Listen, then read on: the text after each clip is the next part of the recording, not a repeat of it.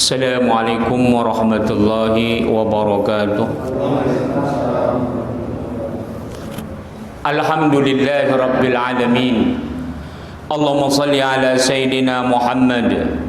Yang Allah muliakan para jemaah musalla Ziyadatul Iman yang dirahmati Allah. InsyaAllah malam yang berbahagia ini kita meneruskan kitab Tasawuf karya Ibnu Khaldun, kitab Syifa'us Sa'il wa Tahdhibul Masail, insyaallah. Mari sama-sama kita membacakan ulumul Quran lin Nabi Muhammadin sallallahu alaihi wasallam, ya Rasulullah, wa ala azwajihi wa alihi wa ahli baitihi wa dzurriyyatihi ajma'in, wal awliya'i was salihin wal anbiya'i wal mursalin wal malaikatil muqarrabin, wal abaina wal ummahatina wal jaddina wal jaddatina wal asatidina wal muallimina wal masyayikhina wal jami'al muslimina wal muslimat wal mu'minina wal mu'minat al ahya'i minhum wal amwat, khususan لصاحب المؤلف كتاب الشفاء السائل وتهذيب المسائل للإمام العلامة الفقيه المؤرخ أبو زيد عبد الرحمن بن محمد ابن خلدون، والفضيلة الإمام الرائد محمد زكي إبراهيم رائد العشيرة وشيخ الطريقة المحمدية، والشيخ الإمام محمد بهاء الدين النقشبندي، والشيخ الإمام أبو حسن السازني، والإمام أبي حامد محمد بن محمد الغزني، ونفعنا بهم والمسلمين بعلومهم وبعلوم جميع العلماء. Amin ya Allah. Ya Allah, ya Tuhan kami, berilah keberkahan kepada kami di dalam majelis ilmu ini. Kiranya bermanfaat kepada kami, keluarga, anak maupun keturunan kami. Jauhkanlah kami dari segala malapetaka, bencana, fitnah dunia maupun fitnah akhirat. Ya Allah, ya Tuhan kami, jauhkanlah kami dari segala kemurkaan-Mu karena kebodohan dan ketidaktahuan kami. Jauhkanlah kami dari segala cobaan yang tidak sanggup kami memikulnya. Jauhkan kami, anak dan keluarga kami dari segala gangguan, tipu daya muslihat, baik yang datangnya daripada golongan jin maupun manusia. Ya Allah, ya Tuhan kami, jauhkanlah kami dari segala kemurkaan-Mu karena kebodohan dan ketidaktahuan kami. Anugerahkanlah kami, anak dan keturunan kami, menjadi imaman lil muttaqin, menjadi pemimpin bagi orang-orang yang bertakwa. Ya Allah, ya Tuhan kami, anugerahkanlah kami, anak dan keluarga kami, umur yang panjang lagi berkah. Karuniailah kesehatan, kemajuan dan kesuksesan segala amal usaha yang kami lakukan. Tak lupa pula ya Allah, berikan keberkahan kepada siapa saja yang telah pernah berbuat baik kepada kami. Khususnya ya Allah, tinggikan derajat mereka dunia dan akhirat yang telah membantu dalam perjuangan dakwah kami ini ya Allah. Bi barakati al-Fatihah. A'udzu billahi minasyaitonir rajim. Bismillahirrahmanirrahim. Alhamdulillahi rabbil alamin, arrahmanir rahim, maliki yaumiddin, iyyaka na'budu wa iyyaka nasta'in, ihdinas siratal mustaqim, siratal ladzina an'amta 'alaihim ghairil maghdubi 'alaihim waladdallin. Amin. Alhamdulillah. Kita sudah sampai halaman 44, masih menyambung tentang al-kalam fi tahqiq thariq as-sufiyah wa tamyiz, yaitu berbicara tentang hakikat, tentang tariqah sufi dan kelebihan-kelebihan daripada ilmu ini. Jadi tasawuf ini sangat tinggi martabatnya. Ini yang kemarin, yang pertama disebut dengan fiqhul batin ya. Kita sudah sampai an-naw' tsani. Jadi kalau Ibnu Khaldun kemarin menyebutnya wasara fiqhus syariah ala naw'ain, maka disimpulkan fikih syariah itu ada dua macam. Jadi jangan sampai satu macam aja. Apa itu? Fikih zahir dan fikih batin. Jadi kalau kita mengingkari tasawuf, berarti kita mengingkari fikih batin. Karena semua tentang ilmu batin itu dikaji di dalam ilmu tasawuf. Sebagaimana kalau kita mengingkari ijma' dan qiyas, kita cukup berpegang kepada Quran dan Sunnah. Karena dulu masa Rasulullah nggak ada fikih, nggak ada ilmu hadis, bahkan mushaf Al-Quran pun nggak ada. Iya, pada masa Rasulullah nggak ada Al-Quran, mushaf maksudnya, mushafnya. Bahkan mushaf zaman Rasulullah bermacam-macam dialeknya, dan itu tidak mampu. Tabi'in terutama adalah orang-orang yang ajam, yang bukan Arab, tidak mampu untuk membaca Al-Quran. Kalau sebelum ada Ras Usmani, mushaf yang kita pegang sekarang ini, yang berbaris, yang titiknya sudah jelas dan sebagainya. Contoh, tulisan ini saja, tulisan Arab ini kan khat kufi. Kalau orang yang nggak ngerti khat, dia akan bingung itu. Kenapa nggak ada huruf iyanya Al-Fatawa? Kenapa nggak ada huruf iyanya? Kenapa menulis kutub ta dengan ba? Coba perhatikan. Kalau orang nggak ngerti kaligrafi Arab, dia umpamanya hanya belajar tulisan biasa saja. Jadi majelis Al-Fatawa, mana iyanya? Kok nggak ada? Al-Buhuth wa ihya kutubut turas al-islami, kutubnya mana? Mana huruf kafnya? Coba Pak lihat, ada nggak huruf kafnya? Bayangkan itu, khat saja kita sudah centang perenang. Iya, kalau kita tidak ada tuntunan ilmunya, kita tidak akan bisa mengerti. Jadi kalau khat kufi itu ya begitu sistemnya.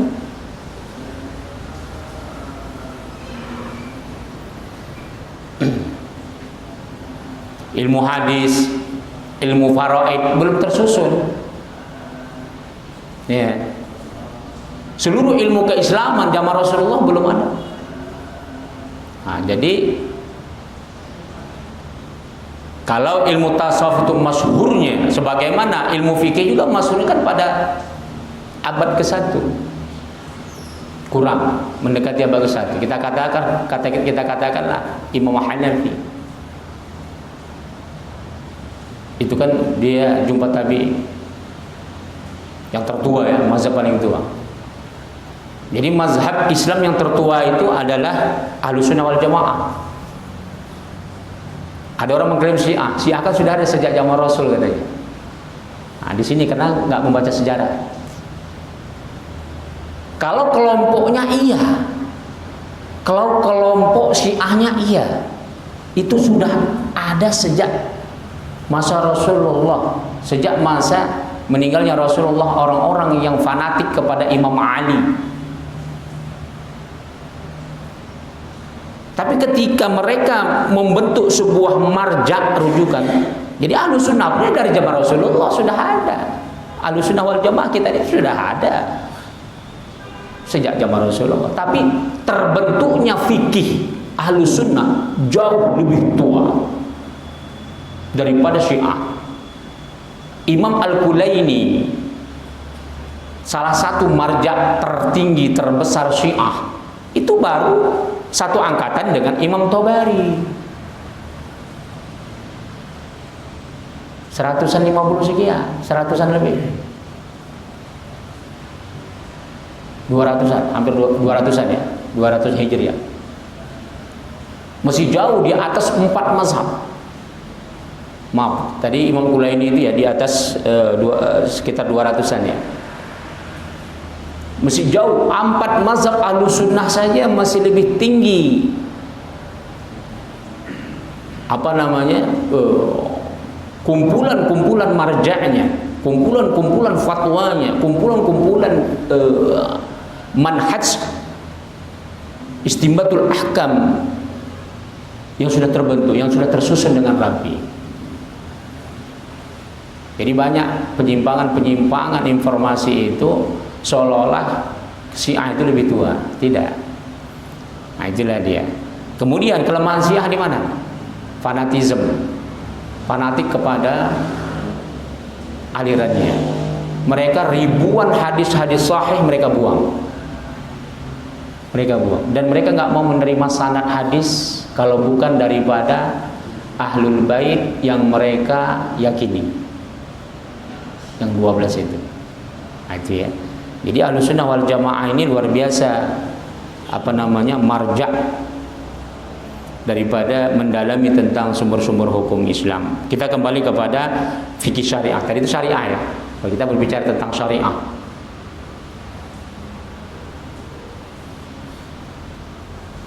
itu dari segi fikih zahirnya. Kemudian fikih batin. Nah, ini munculnya ya hampir bersamaan. Jadi kalau muktabarnya kalimat sufi itu 150 Hijriah yang dibawa oleh Abu Hasim Al-Kufi, berarti hampir bersamaan dengan ulama-ulama mazhab syariah. Kita masuk an-naw' tsani, pembagian yang kedua. Fiqhul batin, fikih batin, wa huwa ma'rifatul ahkam al-muta'alliqah bi af'alil qulub, yaitu untuk mengetahui hukum-hukum yang berkaitan dengan perbuatan hati. Ya, perbuatan hati. Wa ma yakhussul mukallaf fi nafsihi min af'alil jawari fi ibadatihi wa tanawuli li daruriyatihi. Yaitu apa saja yang berkaitan tentang khusus yang dilakukan oleh mukallaf. Siapa mukallaf? Orang yang beriman, yang berakal. Artinya orang yang sudah dibebani daripada syariah. Kalau anak-anak orang gila tidak termasuk ya. Anak-anak orang gila atau orang yang tak punya akidah, dia nggak disebut mukallaf karena dia tidak ada beban kewajiban. Cuman kalau yang dia tidak berakidah, tetap akan memikul dosanya karena dia tidak mau menjalankan ajaran Islam. Fi nafsihi, terhadap dirinya, dari seluruh perbuatan-perbuatan indra di dalam ibadahnya, dan yang meliputi seluruh lidaruriyat, apa hajatnya, keperluannya, apa saja. Wa yusamma hadza fiqhul qulub wa fiqhul batin. Ini disebut dengan fikih hati, fikih jantung, dan fikih batin. Wa fiqhul wara', itu fikih wara'. Apa yang dikatakan wara'? Orang yang tarkus subhat, enggak usahkan yang haram, yang subhat dia enggak mau, yang samar-samar, yang samar-samar dia enggak mau. Wa ilmul akhirah, ilmu akhirat. Jadi tasawuf ini disebut ilmu akhirat. Jadi kalau kita berbicara tentang akhirat, itu. Wa tasawuf, dan disebut juga dengan tasawuf. Apa tasawuf itu? Safa, bersih. Makanya doa kita selalu itu, Allahumma mnun alaina ya Allah bis safa'il ma'rifah. Ya Allah, anugerahkanlah kami kebersihan ma'rifat. Itu doanya Imam Syafi'i. Yang kita doakan selalu di mushola ini, itu doanya Imam Syafi'i. Allahumma mnun alaina ya Allah bis safa'il ma'rifah. Ya Allah, anugerahkanlah kami kejernihan ma'rifat. Karena kalau sudah jernih ma'rifat kita, ketika kita dicoba Allah dengan sakit, dicoba Allah dengan penghinaan, dicoba Allah tentang beban hidup, atau dicoba Allah dengan kesenangan, kita nggak lari ma'rifat kita dengan Tuhan. Kita tidak melenceng, tidak terjerumus dalam kemaksiatan. Allahumma mnun alaina bisafa'il ma'rifat wa hab lana tashihal muamalah. Ya Allah, anugerahkanlah kami sebaik-baik muamalah bainana wa bainaka ala sunnah. Bagaimana muamalah kami sesama manusia ya Allah, begitu juga muamalah kami sesama Engkau ya Tuhan, sesuai dengan sunnahmu, sesuai dengan sunnahmu. Itu doanya, doa Imam Syafi'i itu. Jadi kita bermuamalah di sini sesama kita, sesama Allah, sesuai dengan sunnah, sesuai dengan Quran dan sunnah, tidak melenceng. Jangan sampai kita duduk di musola, keluar dari musola kita saling memfitnah, saling menjelek-jelekkan. Jangan sama akhlak kita yang sudah duduk di majelis ilmu sama dengan orang yang nggak pernah duduk di majelis ilmu. Ada nggak gitu? Sama saja dia. Tiap hari dia duduk di majelis ilmu, nanti di luar dia duduk sama orang-orang fasik, orang yang nggak pernah sholat, orang yang sama saja, nggak ada bedanya. Jadi kalau orang yang fasik suka menjelek-jelekkan orang, suka menggosip, dia pun ikut-ikutan, sama saja. Ini martabat rendah. Wa hab lana tasihal muamalah fima bainana wa bainaka ala sunnah warzuqna sidqat tawakkuli 'alaika wa husnaz zanni bika. Allahumma min 'alaina bisafa'il ma'rifah wa hab lana tasihal muamalah fima bainana wa bainaka warzuqna sidqat tawakkuli 'alaika. Ya Allah, anugerahkanlah rezeki kepada kami, kata Imam Syafi'i. Doa Imam Syafi'i ini, anugerahkanlah rezeki kepada kami ya Tuhan, sidqat tawakkul 'alaika. Tawakal yang benar-benar tawakal kepadamu ya Allah, enggak setengah-setengah tawakalnya. Ya, waktu senang kita banyak duit, tawakal kita sama Tuhan mantap. Oh, memang betul ajaran Ustadz nih katanya. Tapi ketika bangkrut, tak betulnya Ustadz nih katanya. Gak betulnya Ustadz nih katanya. Ya. Itu tawakal dia sama Allah berarti enggak betul ini. Makanya warzuqna sidqat tawakkuli 'alaika wa husnal zanni bik. Ya Allah, jangan sampai jadikanlah kami selalu berbaik sangka kepadamu ya Tuhan. Ini doa Imam Syafi'i. Wa husnal zanni bika wa min 'alaina bi kulli ma yaqarribuna ilaika makrunan bil 'afwi fid darain. Ya Tuhan, anugerahkan kami ya Allah selalu bisa memiliki nikmat, selalu takarub kepadamu. Anugerahkanlah kami ya Allah kebahagiaan dunia dan akhirat. Bagaimana kita bisa minta rezeki? Kita berdoa sebagaimana Imam Syafi'i tadi meminta, ya Allah anugerahkan kami rezeki, nikmat, bisa selalu takarub kepadamu ya Tuhan, dan anugerahkan kami bisa bahagia dunia dan akhirat. Ini diantaranya kita tiap maghrib sabar kita antara maghrib dengan isya, daripada kita habis maghrib menggosip, nonton TV, daripada kita habis maghrib sampai isya melantur, ngantuk, tidur dan sebagainya. Kita duduk di sini. Ini diantara takarub martabat yang paling tinggi di sisi Allah. Dan ini jadi benteng diri kita. Jadikan tempat-tempat majelis ilmu, tempat kita bermunajat itu benteng diri kita, yang kita insya Allah akan selamat dunia dan akhirat. Itu ya. Jadi wa ilmul akhirah. Jadi tasawuf yang kita pelajari ini ilmu akhirat namanya. Apakah ilmu fikih zahir enggak ilmu akhirat? Fikih zahir iya akhirat. Tapi fikih zahir, fikih syariah yang kita jabarkan, kita katakan tentang ibadah, tentang fikih, tentang kita katakanlah tentang hukum-hukum. Kita berbicara tentang hukum perbankan Islam. Kita berbicara tentang hukum perdata, hukum pidana Islam. Udah, itu semua akan tertolak kalau akidah kita, kalau ma'rifat kita kepada Allah kotor. Berapa banyak, kenapa Imam Ghazali mengatakan di dalam Hamudi itu ada ulama su', ulama yang jahat. Makanya penting tasawuf ini untuk mengkerangkeng supaya nggak liar tuh intelektual, supaya nggak liar itu ulama-ulama yang faqih, ulama-ulama yang intelektualnya sudah tinggi, biar nggak liar, biar syahwatnya nggak liar. Jangan sampai gara-gara miskin dia menghalalkan segala cara. Jangan sampai gara-gara dia miskin dia nggak mau lagi mengabdi kepada umat. Itu besar cobaan. Ada teman saya Pak, lucu ini, teman saya ini tamatan dari Timur Tengah. Sebaya pulang ternyata Pak ngajar-ngajar namanya di provinsi kan, wah susah. Nggak usah provinsi di Jakarta, kalau nggak PNS nggak usah ke tempat tinggal, makan pun susah. Ya, udah setahun 2 tahun punya anak udah 1, terakhir nggak sanggup Pak. Akhirnya semua ngajar dia itu diberhentikan. Bisnis dia, bisnis kelapa muda.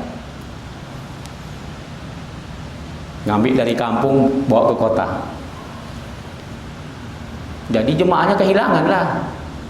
Berbulan-bulan nggak ngelihat ustadznya lagi. Suatu hari jumpa ustadznya makan pinggir jalan di warung. Ini ustadz kita ini katanya. Tegurnya kan, assalamualaikum ustadz. Waalaikumsalam. Wah, udah lama nggak jumpa ustadz. Kemana sekarang? Wah, inilah bisnis kelapa katanya.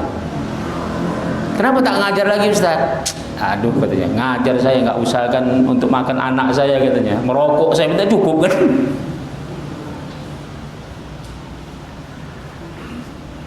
Apa mau mati anak saya bu? Kebetulan ibu-ibu pula ini. Daripada mati anak saya, istri saya, biarlah saya bisnis saja katanya. Bayangkan, hafal Quran, tamatan dari Mesir. Jadi cobaan itu berat. Ada lagi teman saya hafal Quran, orangnya tampan, ganteng lah, suara cantik, hafal Quran. Hafal Qurannya bukan dari kecil pak. Bayangkan umur 23 tahun, sekitar 23-25 tahun dia mulai hafal Quran, bisa 30 juz. Alhamdulillah. Jadi imam. Tahulah namanya di provinsi hafal Quran itu kan gak ada harganya di masyarakat ya kan. Gak ada harganya pak. Rumah pun ngontrak, makan pun susah. Udah. Saking nggak bisanya pak. Tukang becak ya, narik becak. Dulu ada becak. Bapak tahu becak ya? Dulu zaman Soeharto kan becak ada. Sekarang nggak ada lagi. Jakarta mana tahu becak katanya. Udah. Ternyata narik becak pun tak sanggup makan pak. Terakhir dia pergi jumpai teman saya yang tamatan dari Mesir juga, jumpa. Aku tak mau aku lagi jadi imam lah. Kenapa rupanya? Susah kali hidup aku. Aku mau nelayan sekarang. Terkejut lah kan? Nelayan pak. Terakhir, cuman kau nelayan apa yang kau buat? Aku mau ngutang uang dulu 2 juta, 2,5 juta. Untuk apa? Tarikan dulu aku pinjaman siapa sajalah, mau ngutang aku 2,5 juta. Mau beli jaring itu pak, yang mau dibawa untuk ke laut. Dapat pinjaman pak. Dipikulnya lah jaring tadi itu. Pas mau melangkah naik sampan itu pak, ada bambu segini pak, tercucuk kakinya pak, bolong. Sudah utang 2,5 juta, mau jadi nelayan nggak bisa. Ini hafal Quran ini. Kita kata kok di sini udah kiai itu lama dia, karena dia juga mengaji juga, ngaji kitab ini juga. Kakinya nggak bisa berjalan. Akhirnya dia merangkak lah pergi ke teman saya tadi. Ustadz, saya sudah mengutang, belum sanggup bayar utang, nelayan pun tak jadi. Kayak mana ini makan anak istri saya ini? Kaki saya bolong nih, bolong diperban, darahnya banyak kan. Apa kata teman saya? Allah tuh tak suka kau seperti ini. Allah tak izinkan kau hafal Quran, kau mengerti kitab, pergi ke nelayan. Kau tahu orang nelayan tuh banyak makan yang haram, main judi aja itu kerjanya. Orang nelayan banyak main judi pak, main perempuan. Udah itu sholatnya nggak beres. Saya pernah nanya pak, kapal kelut itu kapal penumpang besar tuh ya. Bisa dikatakan kalau di Indonesia itu kapal penumpang terbesar itu. Rasa. Saya pernah tanya langsung sama pekerja di situ. 99,9% pekerja semua yang bertugas di situ rata-rata main perempuan, main judi, main perempuan.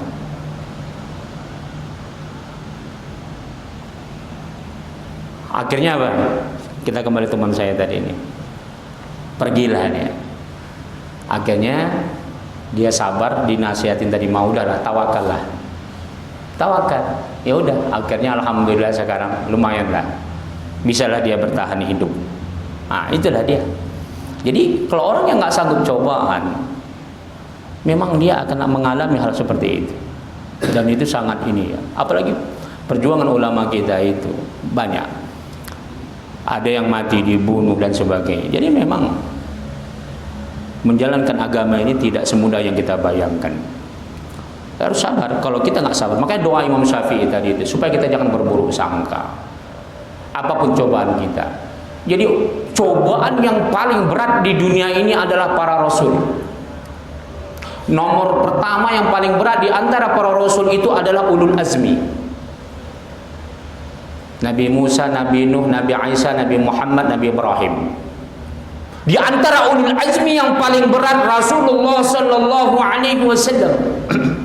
Seandainya Allah jatuhkan, Allah berikan coba Rasulullah sama kita, Pak, 1 jam saja. Cobaan Rasulullah sallallahu alaihi wasallam ditimpakan sama kita. Gila gitu. Kalau nggak gila mati bunuh diri. Nggak usahkan Rasulullah. Seandainya cobaan ulama ditimpakan kepada kita, saya yakin nggak sanggup. Cuma kan ulama kita nggak mau cerita bagaimana bebannya. Cobaan berikut siapa? Para ulama, wali Allah, para sahabat. Coba lihat sahabat Rasulullah dulu itu, yang kaya jadi miskin. Mereka akhirnya menjalankan agama Allah, semuanya meninggal. Sahabat Khulafaur Rasyidin meninggal dibunuh, kecuali Abu Bakar Siddiq. Cucu Rasulullah semuanya meninggal dibunuh dan diracun. Bayangkan, perjuangan ulama nggak gampang. Jadi ketika kita ditimpa cobaan, kita bayangkan ulama-ulama soleh lebih berat cobaannya. Kenapa kita yang bukan ulama putus asa? Kenapa kita cengeng? Jadi nggak boleh cengeng. Ini enggak. Kadang-kadang hanya nggak dapat untung dalam bisnis saja sudah stres dia. Padahal masih bisa, hartanya masih berapa miliar. Kan banyak kan pengusaha-pengusaha yang dia punya aset 1 miliar, 2 miliar, 1 hari nggak ada untung saja, Pak, stres dia. Nah, ini kesyukurannya rendah sekali. Itu ya. Kemudian kita teruskan wa qatura al-inayah bin naw'il awal alladhi huwa al-fiqh li umumil balwa. Jadi mayoritas kebanyakan tujuan, fungsi, guna daripada fikih zahir, yaitu fikih syariah ya.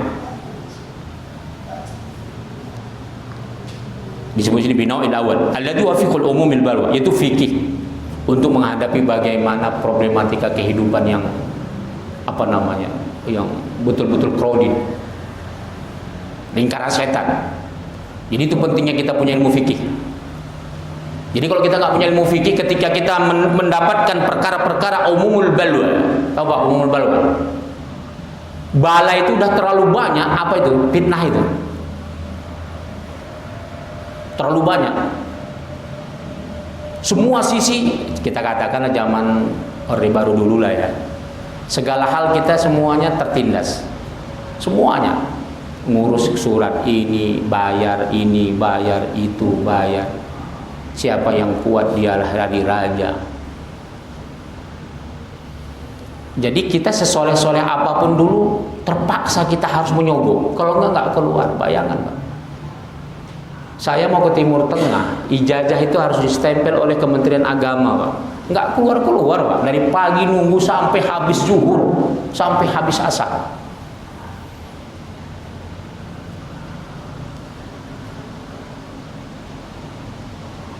Dikasih teman-teman bayaran stempel, baru keluar. Duduk gitu. Bayangkan, gila nggak? Jadi umumul balwa. Jadi fikih itu gunanya. Termasuk sekarang ini, kita bagaimana menghadapi situasi politik sekarang ini. Negara kita demokrasi, yang sudah Allah berikan kemakmuran segalanya, tapi kita berantem terus. Yang kanan menghantam yang kiri menghantam yang kanan, yang tengah-tengah juga dihantam. Di antara yang kiri, yang kanan, yang tengah-tengah ada yang merah. Mencari kesempatan di sana untuk menikam dari belakang. Jadi kita seorang timpang tindih. Terus umumul balwa. Kalau orang yang lemah fikih menghadapi situasi kayak gini, kita akan saling memfitnah. Makanya kembali kepada ulama. Kata Allah, wa idza ja'am amru minal amni awil khawfi adha'u bi wa radduhu ila rasul wa ila ulil amri minhum la'alimahu alladziina yastanbituna minhum. Walau la fadlullahi 'alaikum wa rahmatullahi lattaba'tumus syaitana illa qalila. Kata Allah, kalau kamu menghadapi perkara yang crowded, apa saja perkara dunia ini, kembalikan kepada ulama. Jadi ulil amri itu adalah ulama. Kalau kamu tidak kembalikan kepada ulama, sedikit sekali yang bisa selamat. Kamu akan digiring oleh setan, kata Allah. Siapa yang dimaksud dengan ulama sini? Yang ahli fikih. Nah, inilah sebagaimana Ibnu Khaldun disebut tadi. Karena kalau orang nggak ahli fikih, Pak, dia akan memutuskan perkara itu menurut hawa nafsunya.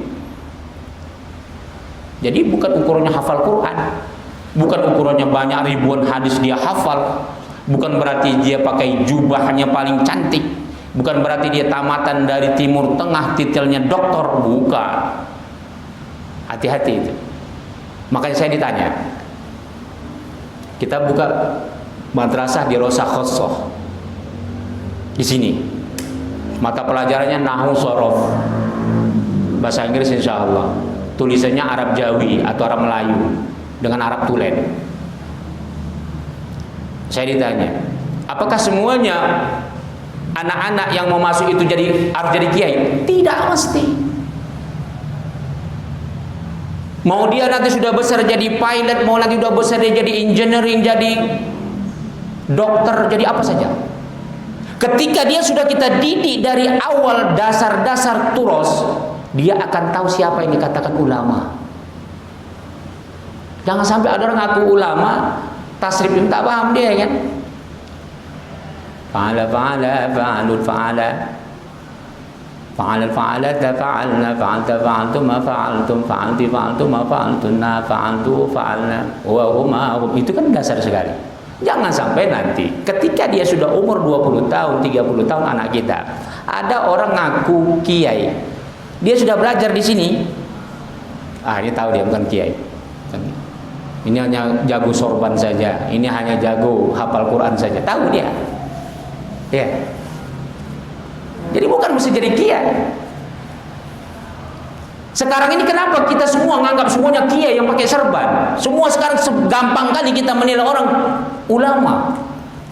Karena kita dulu dasarnya nggak punya. Kita katakanlah Jakarta 10 juta penduduk Jakarta, lebih kurang 10 juta. Berapa persen yang ngerti dasar agama? Sehingga kalau sudah punya pesantren dianggap kiai. Tapi kalau sudah dia belajar seperti yang kita ajarkan, insya Allah, mau dia punya pesantren, mau dia jubahnya hebat, mau dia doktornya dari Timur Tengah, dia akan tahu, oh ini ahli fikih, oh ini dia. Dia tahu, bisa memilih. Makanya di sini disebut orang ahli fikih itu yang mengerti tentang umumul balwa, bisa menghadapi perkara-perkara yang sudah dalam jeratan lingkaran setan. Jadi bukan lagi fanatisme. Ini kan enggak, ini asal dia lihat kiainya itu suku dia, ormas dia, walaupun dia bukan kiai, dia patuhnya luar biasa. Tapi ada ulama yang memumpuni, kalau bukan sukunya, bukan ormasnya, bukan satu kampung dia, dihinanya, nggak mau dia ngikut. Yang terjadi apa sekarang? Coba lihat di medsos, mengerikan sekarang. Saling memfitnah, saling, apalagi membawa atas nama lembaga ulama. Bayangkan itu, membawa atas nama lembaga besar, menghina pemerintah. Bayangkan itu. Orang awam apa ngerti itu membedakannya? Kalau sudah membawa nama lembaga besar menghina pemerintah seperti menghina binatang, itu orang awam apa bisa membedakan dia itu ulama atau enggak? Karena kan kita nengok simbol. Itulah pentingnya kita talaki ini supaya mengerti. Banyak orang menangis, Ustaz, aku ditipu Ustaz, keluarga aku menipu, tidak membagi harta waris keluargaku. Menangis dia. Kenapa begitu? Saya tanya, kamu pernah belajar agama? Enggak pernah, Ustaz. Dari kecil enggak pernah belajar agama. Udah. Bayangkan, di dunia saja dia menangis gara-gara tidak mendapat harta waris. Tahu kenapa? Karena enggak belajar agama. Kalau dia belajar agama, dia akan mengerti bagaimana membagi faraid itu, sehingga dia enggak ditipu oleh keluarganya. Begitu juga orang tuanya, karena nggak pernah belajar agama, akhirnya ditipu anaknya dari segi harta waris. Bayangkan, di dunia saja sudah Allah tunjukkan ada orang nangis gara-gara dia tidak mengikuti ajaran Allah. Itu baru di dunia. Tapi nangisnya gara-gara harta, ya kan? Datang lagi ke rumah, Ustaz, saya hanya dapat 1 biji rumah, keluarga saya mendapat ini banyak sekali segala macam. Saya tanya, pernah belajar agama? Enggak pernah sama sekali, enggak tahu. Bahkan ada, Pak, ada. Saya ketika membagi faraid, enggak tahu dia itu faraid. Apa itu faraid, Ustaz? Astagfirullahaladzim, la ilaha illallah.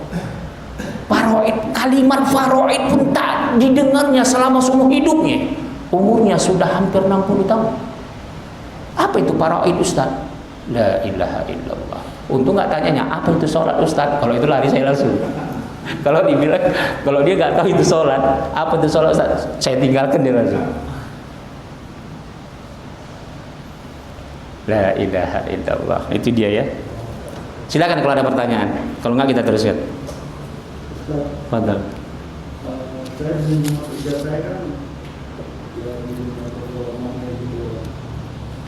Apa tuh? Coba dikuatkan suaranya. Di lingkungan kerja saya itu kan aktivitas saya kan di dunia perfilman. Iya. Nah. Jadi kalau jumpa itu kan ya karena kedekatan entah apa itu. Saya tahu itu bukan mau gitu kan. Tapi kenapa gitu kebiasaan mereka itu kalau ketemu gitu kayak kalau nggak cipika-cipik itu kayaknya nggak gimana gitu loh. Saya harap nggak enak gitu loh. Saya bilang gitu. Tapi itu menjadi satu budaya bagi mereka gitu kan. Itu gimana ya, Dok? Udah. Itu aja. Silakan, ada yang lain. Fadal. Assalamualaikum warahmatullahi wabarakatuh. Waalaikumsalam. Jadi ini saya mau nanya, kalau kita ngaji nih ada guru, ada murid, laki seperti ini. Ini kan pakai guru dan ini murid. Yang jadi pertanyaan saya, kalau kita dengerin atau lihat YouTube atau dengerin radio atau medsos lah yang rutin gurunya itu aja, misalnya setiap pagi kita dengerin seperti contoh Asapiyah atau apa gitu, apakah itu atau Ustaz Abdul Somad atau siapa aja lah, apakah itu termasuk guru kita dan guru itu menjadi pendengarnya sebagai murid atau bukan? Itu aja. Ya, oke. Ada lagi? Oke, silakan. Masalah ini, Ustaz, nafsu ya, ada berapa jenisnya? Nafsu tingkatan dalam Islam atau dalam fikih. Duanya lagi, gimana cara mengendalikan nafsu itu? Itu aja. Iya. Oke, silakan. Ya, Ustaz. Ini kebiasaan atau apa sih orang tahu? Kalau saya diri disuruh tidur malam gitu. Apa tuh? Kalau saya diri atau ada sedikit, itu lama-lama makan malam tidur. Gitu. Nah, saya bagaimana kiat-kiatnya supaya nggak ngantuk atau mati gitu. Katakanlah baca ini sekian 10 kali gitu. Itu dalam jangka sekian ya kata-kata harus nonton lama-lama mata hilang. Udah karena nggak tahu mana nih arahnya gitu. Itu aja. Bagaimana cara-cara supaya Oke. fokus gitu. Alhamdulillahirabbil alamin. Pertanyaan pertama, bagaimana kita berhadapan dengan lingkungan pekerjaan kita, terutama di entertain, di selebritis. Ini mirip pertanyaannya berapa tahun yang lalu. Ada teman kita dari Salafi memang tuh kerja di entertain perfilman juga. Ya sama pertanyaannya. Bagaimana di sana kadang-kadang dia pernah dijadikan sebagai apa gitu ya, figur apa namanya ya, figur dalam perfilman. Mau nggak mau dia harus megang perempuan. Apalagi tadi itu kan, setiap ketemu teman cipika-cipiki, kita harus istiqomah. Harus istiqomah. Maaf Pak, saya dari kecil gaul saya sama orang preman Pak, bahkan sedivis. Saya sekolah pagi itu sekolah turos, saya sekolah agama tulen, ulama-ulama besar guru saya. Tapi pergaulan saya di luar sekolah itu Pak, preman kelas kakap, bahkan residivis. Sampai malam pergaulan saya orang-orang jahat. Tapi kita harus tegas. Kita harus tegas. Kita harus punya muru'ah. Kita harus punya prinsip. Jangan kita semuanya masuk itu, hati-hati itu. Kata Allah, wa minan nasi may ya'budu ala harf fa in asaba khairun itma'anna bihi wa in asaba fitnatun inqalaba ala wajhihi khasira dunya wal akhirah. Ada orang itu kata Allah ke kiri ke kanan. Kalau dia menguntungkan dia ikut yang menguntungkan. Apa itu? Ya kalau sempat dia nggak cipika-cipiki, takut nanti dia dijauhkan dari selebritis, dia anggap nggak kuper, nggak lagi dipakai dan sebagainya. Kalau rugi dia tidak mau menjalankan agama ini. Wa minan nasi may ya'budu ala harf, kata Tuhan. Orang menjalankan agama ini suka melencang-melencing. Dia takut nanti kalau dia tegas dibenci sama orang dekatnya. Kata Allah, orang seperti ini akan rugi dunia dan akhirat. Bahkan di akhirat lebih parah lagi. Khasir dunia wal akhirah. Hati-hati, bisa batal amal ibadahnya. Kita harus tegas. Contoh, jangan sampai kita bergaul, orang lain cerita gosip segala macam terhadap teman kita, kita diam saja. Kalau kita nanti nyolot, takut nanti dia tersinggung sama kita. Kita nyari apa? Nyari aman. Ini namanya saya bilang mental tong sampah, itu nggak boleh. Dalam organisasi ada itu banyak pemimpin ormas Pak, baik orsospol, organisasi politik, organisasi masyarakat, baik agama ataupun tidak agama. Itu banyak yang mental tong sampah.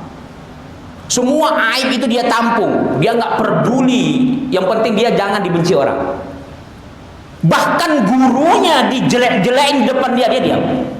Ini orang Pak sampai kiamat nggak dapat syafaat ini. Kalau dia gurunya dijelekin dia diam, kiamat nanti jangan harap dapat syafaat dari gurunya. Kita harus tegas, nggak usahkan guru kita dijelek-jelekin, kita diam. Teman kita pun kalau dijelek-jelekin kita harus tegur. Apalagi guru kita. Hati-hati. Orang tua kita saja dijelek-jelekin kita nggak terima, apalagi seorang guru yang menuntun kita dunia akhirat. Kita diam saja, kita tampung semua aib. Itu nggak boleh. Jadi nggak boleh kita, jangan takut kita nggak dapat kerjaan. Cipika-cipik itu mutlak haram. Nggak boleh. Itu udah dari zaman dulu. Kita harus tegas, mohon maaf. Coba kita ganti dengan senyuman. Orang itu cipika-cipiki belum tentu mereka ikhlas bergaul. Tapi kita ganti dengan senyuman, kita ganti dengan pergaulan yang indah. Saya yakin, walaupun kita nggak cipika-cipiki, dia akan cinta sama kita. Dia sakit, kita tanya kabarnya, kita doakan. Kita ganti dengan akhlak yang islami. Insya Allah itu akan lebih baik, lebih bagus. Jadi jangan sampai takut kita meninggalkan tidak dianggap. Kan ada orang tuh kalau kita tegas kita dijauhin orang, ya kan? Ada itu kalau kita suka menasihatin Pak, kita takut dijauhin orang. Akhirnya apa? Kita nggak bisa membedakan mana baik mana buruk. Sampai guru kita dihina pun kita diam saja. Itu yang berbahaya sekali. Kemudian bagaimana kita berguru, dengar YouTube, dengar kaset dan sebagainya. Setiap hari, apakah dia termasuk guru kita? Guru, tapi martabatnya rendah. Makanya apa yang dikatakan sahabat, apa yang dikatakan tabi, martabatnya beda.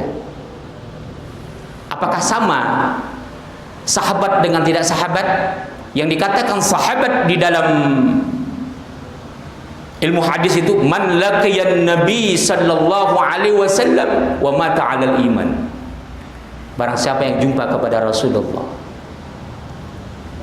Jadi kalau yang mubasyarah berkahnya lebih tinggi. Jadi guru yang sesungguhnya itu adalah yang langsung dia. Tapi kalau kita hanya mendengar suara yang kita tidak langsung, itu berbeda Pak.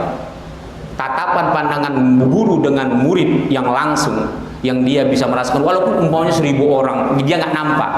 Tapi kalau kita menduduki majelisnya, karena di dalam hadis-hadis sahih, bahkan bagaimana nasihat Luqmanul Hakim kepada anaknya, bahkan itu diabadikan oleh Rasulullah Sallallahu Alaihi Wasallam di dalam kitab Al-Muwatta.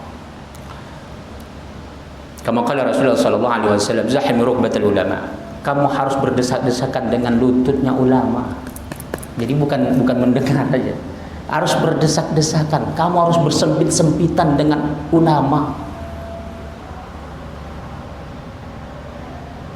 Kata Rasulullah, kata Luqmanul Hakim, ini Rasulullah yang ceritakan. Kata Luqmanul Hakim kepada anaknya, orang yang dia cinta ulama, yang berdesak-desakan mencari ilmu ulama, itu akan Allah anugerahkan hikmah. Hikmah itu yang paling besar. Bagaimana hikmah yang didapat dari ulama itu? Ibarat hujan deras yang Allah turunkan dari langit, membasahi tanah yang kemarau bertahun-tahun. Itu dia. Jadi berkah mendengar itu bagus, tapi tidak sama, dia tidak disebut dengan, dia tidak mendapat keberkahan majelis ilmunya.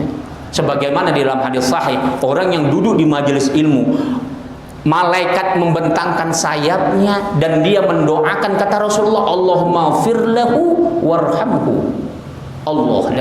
Bukan yang mendengar. Maksudnya bukan yang mendengar yang dia ghairu mubasyarah. Bukan, yang dia duduk di majelis ilmu. Ya Allah, ampunkan dosanya, berikan kasih sayang. Jadi kita belum berdoa sama Allah minta ampun dosa, duduk saja di majelis ilmu, malaikat mendoakan kita. Selamat keluarga kita di rumah, dimurahkan Allah rezekinya, sampai akhir hayatnya dia tidak pernah susah. Dah fadilah ilmu kalau kita kupas banyak sekali. Luar biasa, sangat luar biasa. Sampai-sampai fadilah ilmu, orang talabul ilmu itu luar biasa. Talabul ilmu itu lebih tinggi martabatnya daripada salat, daripada haji, daripada puasa, daripada zakat, bahkan jihad di jalan Allah. Karena rukun Islam, rukun iman itu tidak akan tercapai sampai ma'rifat yang bersih kalau nggak ada ilmunya. Kita akan salah berwudu, kita akan salah salat, kita akan salah zakat dan sebagainya kalau nggak ada ilmunya. Makanya talabul ilm afdal daripada itu semua. Itu dia ya. Kemudian bagaimana runtutan tentang masalah nafsu. Ini panjang ya, udah muazan ya. Saya singkat saja. Nanti ada 7 dia. Tapi yang besarnya adalah ada namanya nafsul mutmainnah, ada namanya nafsu marudiyah. Nanti akan kita, sebenarnya udah pernah ya, bisa dilihat nanti YouTube-nya tasawuf kita yang pertama. Saya kira video kita tentang pembagian tentang nafsul amarah, nafsul mutmainnah itu mungkin sudah banyak pertemuan. Insya Allah sudah ada. Cuma nanti insya Allah akan kita jabarkan lebih panjang karena waktu kita singkat. Jadi secara garis besar adalah nafsul amarah, nafsul mutmainnah. Ya. Jadi nafsu-nafsu itu yang terdapat dalam diri kita. Bagaimana? Tadi pertanyaan berikutnya ya. Jadi nanti itu bagaimana caranya untuk kita bisa menghilangkan nafsu-nafsu kita, jangan sampai jatuh dalam lembah maksiat, itulah pentingnya zikir, dibantu dengan zikir. Dan zikir ini bukan hanya sekedar untuk meredam nafsu kita, juga untuk menjadi benteng diri kita. Ini sama dengan pertanyaan yang terakhir, sambungannya dengan pertanyaan terakhir, kenapa ngantuk berzikir? Itu pentingnya latifah. Zikir itu pakai latifah. Apa dalam ilmu tasawuf itu latifah? Isyarah ilal qalbi an daqaiqil hal. Itu ada sinyal yang memang ditujukan ke jantung kita, hati kita ya, terhadap segala jadi segala yang kita zikirkan itu tadi, sinyal itu kita tujukan ke tempatnya satu. Jadi kalau ini sementara saya belum ajarkan untuk latifah qalbu, latifah sadar, jantung. Ada latifah nanti di sini, di jabahat, ada di sini, ada di kepala. Satu saja dulu ya, latifah qalbu. Kita kalau berzikir pakai latifah qalbu. La ilaha illallah, la ilaha illallah. Suara yang keluar, tapi yang berzikir itu jantung. Jantung yang berbicara. Sinyal itu diarahkan kemari. Yang berzikir itu di sini. Sampai kita tidak mendengarkan suara kita. Sama kayak Bapak kenapa Bapak kita menghayal? Kita kenapa menghayal bisa nggak sadar apa saja? Sebab hayalan. Maka kita juga harus bisa menjadikan latifah itu, sinyal yang kita arahkan ke jantung kita terhadap zikir itu bisa menghilangkan segalanya. Bisa nggak? La ilaha illallah, la ilaha illallah, nggak akan ngantuk itu. Tapi kalau terjadi ngantuk juga berhenti kan? Mungkin udah latih kali kan? Karena Rasulullah pun pernah tertidur dalam sholat aja, Rasulullah pernah sampai keluar dengkuran. Kenapa begitu? Sengaja Allah bikin supaya untuk menuntun umatnya. Apabila ada umatnya lagi sujud ngorok, tak batal sholat. Kecuali kalau dia sudah sujud ngigau, ya kan? Udah ngigau berbaring guling-guling, itu lain cerita, ya kan? Jadi makanya menurut mazhab Imam Syafi'i, apabila kita duduk lurus begini tidak telentang, walaupun kita mengorok tidak membatalkan wudu selagi duduknya tetap ya, tidak berubah-ubah. Itu dia. Kemudian yang terakhir tadi siapa? Udah ya, itu saja ya. Nanti insya Allah akan kita jebarkan lagi lebih luas tentang yang 7 nafsu tadi. Bagaimana zikir-zikirnya pun ada. Zikir-zikirnya pun ada itu. Tapi dulu sudah selalu kita ajarkan.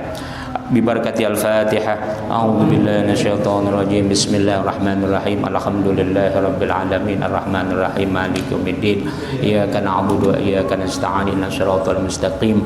Shiratal ladzina an'amta 'alaihim ghairil maghdubi 'alaihim waladdallin. Amin.